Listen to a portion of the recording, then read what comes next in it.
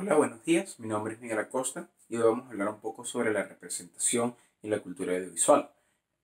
Para adentrarnos en este tema es importante entender qué es la antropología y entender de dónde viene la antropología visual.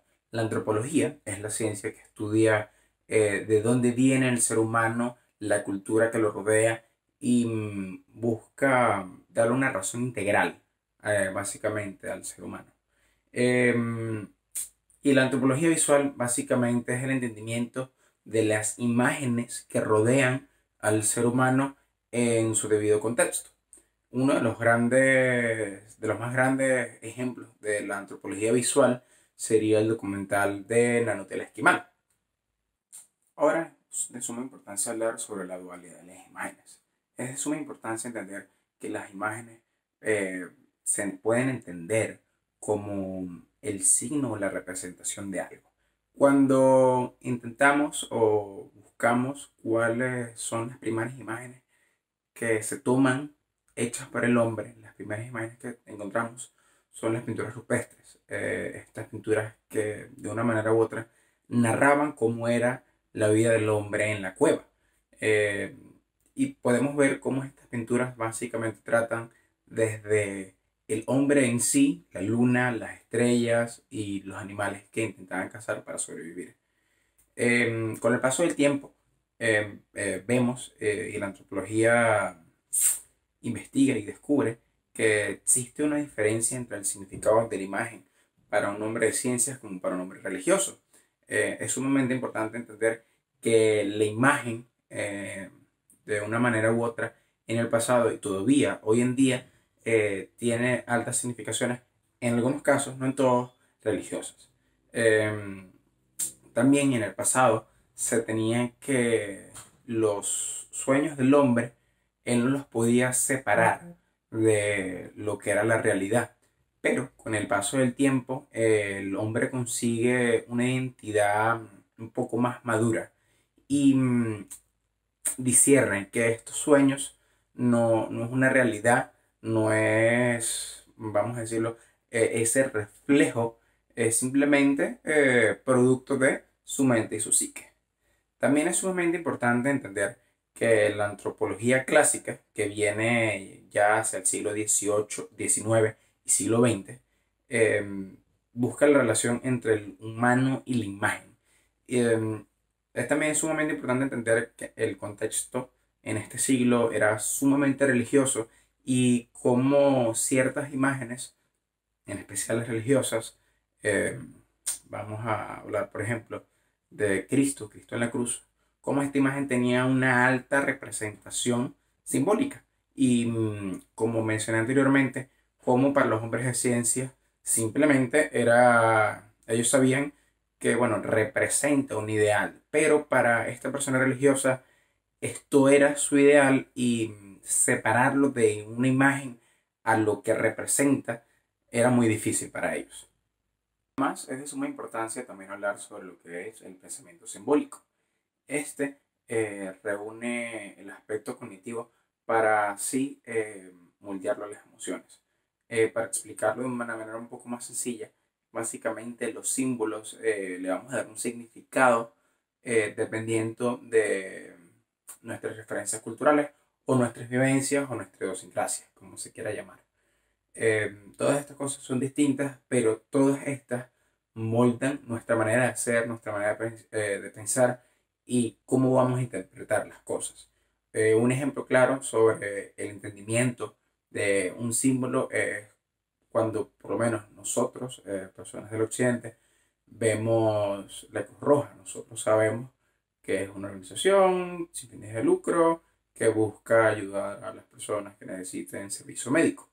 Pero, por ejemplo, no todos sabemos quiénes son las Lunas Rojas, que sería básicamente una organización hermana de la Cruz Roja que trabaja en el oriente del mundo. Eh, por falta de contexto, no sabríamos decir, algunos, no todos, quiénes son las Lunas Rojas. Y de igual manera, la gente de Oriente no sabría decir quiénes representan la Cruz Roja. En un punto importante también cabe mencionar que algunos autores destacan que la cultura no es esta idiosincrasia, esta manera de vivir, sino que es una serie de mecanismos de control que rige nuestra sociedad y nos hace ser quienes somos. Un ejemplo para simplificar esto sería como sabemos que cuando vemos una luz en rojo en un semáforo tenemos que detenernos. Nada nos dice que tenemos que detenernos, pero nosotros lo entendemos porque es un constructo social, es un mecanismo de control que hace que la sociedad esté actualmente donde esté. Es sumamente importante también entender cómo los símbolos forman parte de la sociedad y la sustancia de la cultura, como la vemos.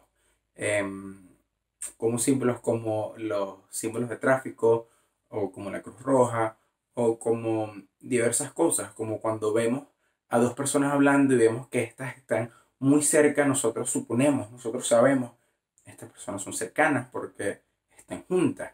A diferencia de cuando vemos dos personas saludarse de lejos, que hay cierta incomodidad, como vemos, más allá de símbolos, en lo visual, cómo esto afecta a cómo interpretamos todo este pensamiento simbólico. Por último, es de suma importancia hablar sobre las formas visuales y las prácticas sociales. Para hablar un poco más de esto, tenemos que saber que la imagen es el puente entre la percepción y la interpretación. Un ejemplo de esto sería, retomando nuevamente el ejemplo anterior, una señal de tráfico. Por ejemplo, el triángulo rojo, relleno de blanco. Sabemos que esto es dar paso, pero tal vez para alguien de otra cultura no tendría significado o puede significar algo completamente distinto.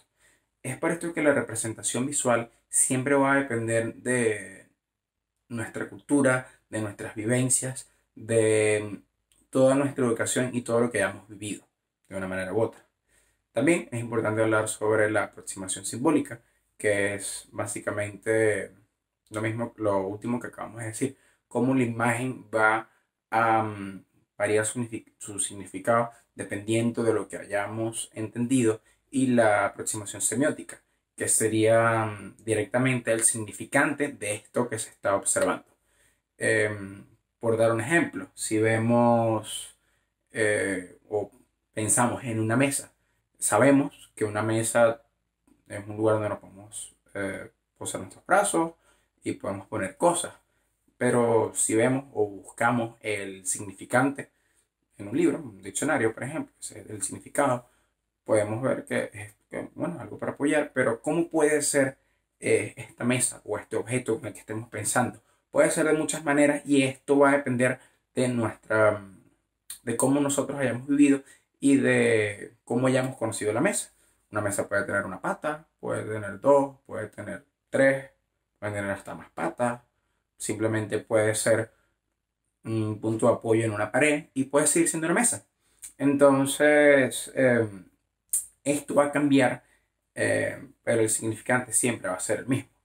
Es por esto que las formas visuales son sumamente complejas y debido a esto y la necesidad de saber un poco más, es que existen todos estos estudios de la antropología y la antropología visual, eh, para entender y darle mejor significado y discernir sobre todos estos temas.